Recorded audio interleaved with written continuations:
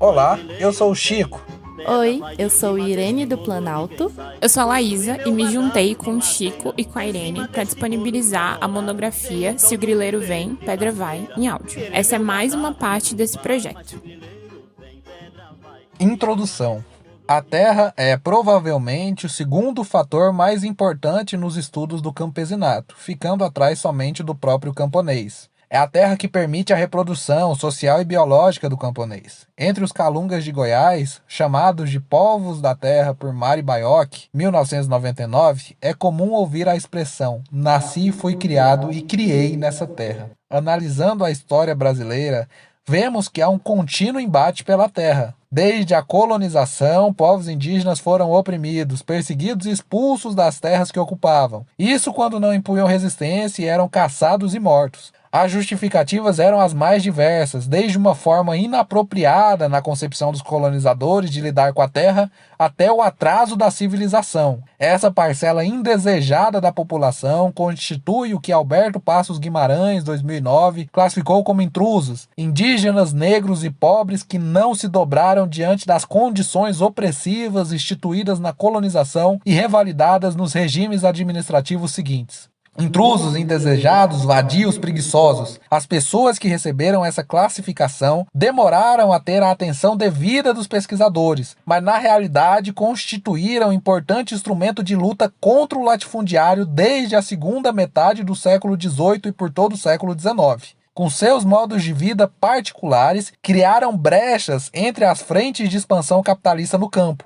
Ainda mais no Brasil, onde nunca houve uma adequada partilha de terras. Porém, a ética cristã e posteriormente a capitalista na sua expressão jurídica passou a exigir justificativas para as perseguições e os massacres. Dentro dos meios jurídicos dominados pelos colonizadores, surgiram classificações para a propriedade, coletivo, individual, latifúndio de produção, de proporção, produtivo, improdutivo, minifúndio, entre outros. E para os intrusos da terra, poceiros, colonos, camponeses, pobres, etc. O caso da Fazenda Bonito ilustra essas afirmações. Não é uma coincidência que a grilagem afete o território e o povo calunga. Localizado entre vãos e serras cobertas por um céu azul celeste, límpido e profundo, e emoldurado pela beleza sutil dos cerrados nas margens do rio Paranã, desenvolve-se um pedaço de África. O imóvel é habitado atualmente por mais de 100 famílias quilombolas, possui dezenas de nascentes e riquíssimas reservas minerais, sob a vegetação em que predomina o cerrado denso e o cerrado típico. A ausência de documentação, por se tratar de uma ocupação quilombola, e a morosidade do poder público em dar fim ao problema, titulando a comunidade, são portas abertas para mais e mais fraudes. Há aqui toda a sorte de esquemas. Estima-se que para cada hectare de área total existam 4 fraudados. É importante comentar que eu defini grilagem como tema de pesquisa no 4º semestre do curso, podendo ler sobre o tema e trabalhar com ele em diversas disciplinas dentro e fora do Instituto de Ciências Sociais. Cabe aqui um agradecimento especial aos professores da Faculdade UNB Planaltina, FUP, Antônio Nobre, Tibério Guiton e Sérgio Sauer. Cursei disciplinas elaboradas ao meio ambiente com os 2 primeiros e pude ler e trabalhar com autores clássicos no estudo da grilagem, boa parte deles referência no primeiro capítulo. O professor Sérgio Sauer foi orientador da minha segunda iniciação científica, na qual pude estudar grilagem verde no território calunga e a internacionalização do roubo de terras, temas com repercussão nesta monografia.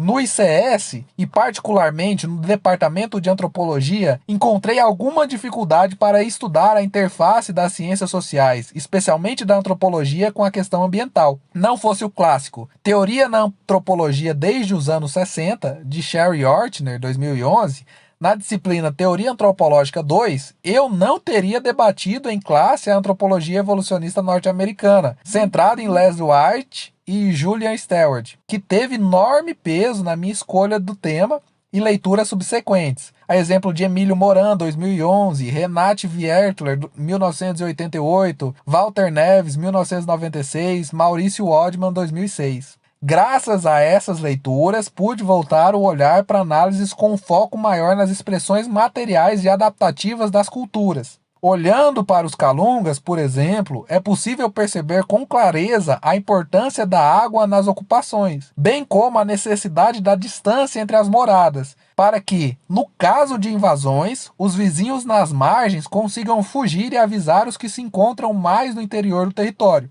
A própria discussão sobre a abertura ou não de estradas pode ser pensada nesse sentido, encampada desde as primeiras demandas dos calungas para o poder público e discutida atualmente. Recordo-me de uma reunião que participei em dezembro de 2021, a convite do professor Luiz Carlos Spiller Pena, sobre turismo na região do território calunga. Duas lideranças da comunidade discutiam sobre o que seria a experiência do turismo em um quilombo, e me chamou especial atenção o argumento de que não seria necessário melhorar as estradas ou adaptar as casas para os turistas, pois aquela era a experiência da vida no quilombo. O difícil acesso foi um ativo que os primeiros quilombolas escolheram para estabelecer o local de sua nova morada.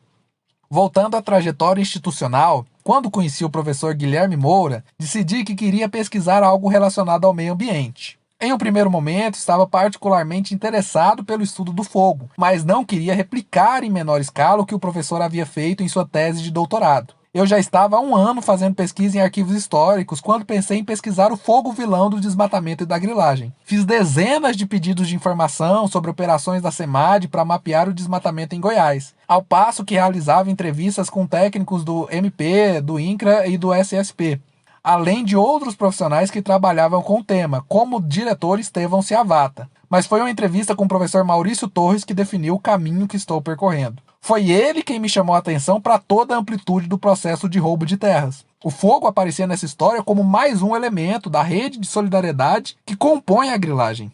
Mas o principal foi o choque de realidade que o professor me deu. Até então eu tinha medo do tema, do campo. Perguntei se corria algum risco. Abre aspas, ninguém é burro de fazer algo contra um estudante branco de classe média que mora em Brasília. Fecha aspas, foi o que escutei. Só então tomei consciência da minha posição como pesquisador. Depois dessa conversa, defini que trabalharia com grilagem. Escrevi uma proposta de pesquisa e apresentei para alguns professores, entre eles a professora Rosângela Correia. Entre várias críticas construtivas, ela perguntou se eu não teria interesse em realizar essa pesquisa em Cavalcante, pois o prefeito eleito era quilombola, tinha sido seu aluno e tinha especial interesse no tema. Mandei uma carta de apresentação para a prefeitura e me responderam meses depois afirmando que tinham interesse em receber a pesquisa e que eu deveria contatar a AQK. Instigado pelo professor Guilherme Moura a cursar as disciplinas de Antropologia da Técnica, comecei a ler os clássicos desse campo, no início de 2020, com os quais pude pensar grilagem dentro de um conflito entre diferentes eficácias, diferentes sistemas técnicos ou tecnicidades. De um lado, o modo de vida calunga e do outro, o pacote colonial atualizado. Nas disciplinas da FUP, lia os autores que escreveram sobre grilagem, como José de Souza Martins, 1996, Márcia Mota, 2001, 2004 e 2005, Ariovaldo de Oliveira, 1997, 2016, 2020, Sérgio Sauer, 2015, Rogério Devisati, 2017, e os relatórios das CPIs e CPMIs que trataram do tema. Autores que me possibilitaram pensar a secularidade da grilagem e os seus constantes processos de adaptação, articulando em redes novos elementos a depender do recorte histórico, político ou jurídico. Tema e espaços definidos, comecei a ler sobre os calungas e as publicações acadêmicas dos próprios calunga. Li Mary Baioc, 1999, Aldo Soares, 1995, Vilmar Costa, 2013, Versilene Dias, 2019 e Lorivaldo Souza, 2018. Aqui estão as principais bases dessa monografia. Apoiado nesses autores, percebi como a grilagem faz parte da história dos calunga, em um conflito secular pelo direito de existir e ocupar.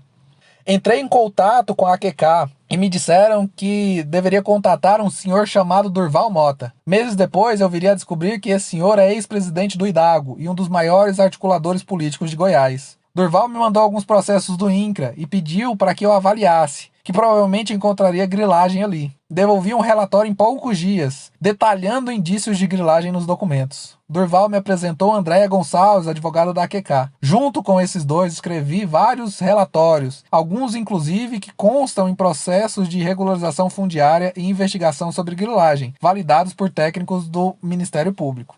Durval e Andréia encarnam duas vertentes diferentes de lidar com o problema de terras no país. Enquanto a advogada defende a tese de que a resolução dos problemas é dever do Estado e deve ser cobrada da ação do poder público, Durval segue por uma via mais combativa, atuando onde houver vácuo de poder estatal, intencional ou não. Se o poder público não resolveu, cabe à comunidade encontrar formas de solucionar os seus problemas. Na minha segunda ida a campo, cheguei em Teresina por volta de 3 da manhã e dormi na sede da AQK. No dia seguinte, logo cedo, fui deixado sozinho. Parei então para observar cada cartaz, foto e frase que ilustravam a parede da sala. Fiquei especialmente tocado por um cartaz com o título Trilhas da Regularização Fundiária para Comunidades nas Florestas Amazônicas. As letras garrafais brancas no topo daquela folha A0 eram seguidas pela seguinte pergunta: como decidir a melhor solução para regularizar sua terra? Abaixo da pergunta, uma árvore que ocupava quase todo o espaço da folha, em que o tronco e os galhos continham o nome de vários órgãos públicos, e no final de cada galho, os programas que poderiam ser utilizados para a regularização,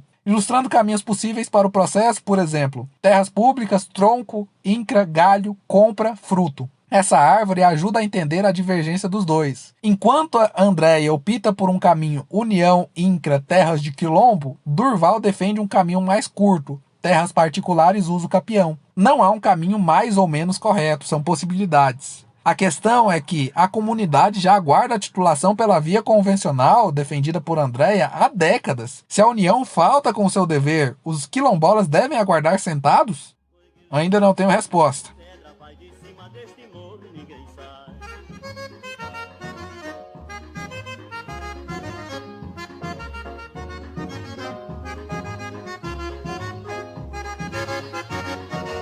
Esse foi o primeiro episódio do podcast Se o Grileiro Vem, Pedra Vai, onde realizamos a leitura da monografia de mesmo nome do Chico Souza, apresentada ao Departamento de Antropologia da Universidade de Brasília. Expediente. Texto: Chico Souza. Vozes: Laísa Fernanda Alves da Silva, Irene do Planalto Chemin e Chico Souza. Consultoria de podcast: Irene do Planalto Chemin. Edição e montagem de som: Irene do Planalto Chemin. Fotos: Durval Mota e Chico Souza. Identidade visual: Alex Nogueira. Divulgação e mídias sociais: Laísa Fernanda Alves da Silva. A música tema é Grileiro Vem, Pedra Vai, do Centro de Cultura Popular. Na descrição desse episódio estão disponíveis as referências citadas, a monografia completa e o endereço das nossas redes sociais.